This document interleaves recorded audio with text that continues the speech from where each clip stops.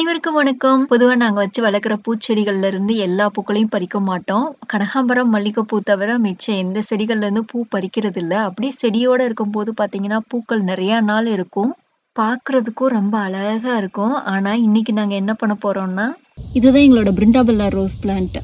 பார்த்தீங்கன்னா, நம்ம ஊர் பன்னீர் ரோஜா பூச்செடி மாதிரி அப்படி ஒரு வாசம் இருக்கும். பூ பாருங்க எவ்வளோ அழகா இருக்குன்னு. ஏற்கனவே நெறைய பூ பூத்து முடிஞ்சிருச்சு. இன்னைக்கு அதுக்கப்புறம் ஒரு பூ பூத்திருக்கு.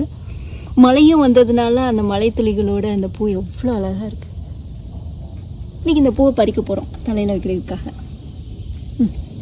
இப்போ எங்களுக்கு சம்மர் வெக்கேஷன்னால பிள்ளைங்களுக்கெல்லாம் லீவு, அதனால வீட்டில் இருக்கிறாங்க. நான் இங்கே நம்ம செடிகளில் பூக்கிற கனகாம்பரம், மல்லிகைப்பூலாம் அப்பப்போ பறித்து அதை கட்டி என் பொண்ணுக்கு தலையில் வச்சு விடுவேன். அது மாதிரி இன்னைக்கு இந்த அழகாக இருக்கிற அந்த குட்டி ரோஜா பூவை என் பொண்ணுக்காக நாங்கள் பறிச்சிருக்கோம். பிருந்தாபல்லா பக்கத்துலேயே இந்த ஒரு ரோஸ் பிளான்ட் பாருங்கள் எவ்வளோ பூ பூத்துருக்குன்னு. இது ரொம்பவே பெரிய பெரிய பூவாக பூக்கும். ஒரு பூவில் பார்த்தீங்கன்னா 40க்கு மேலே பெட்டல்ஸ் இருக்கும்.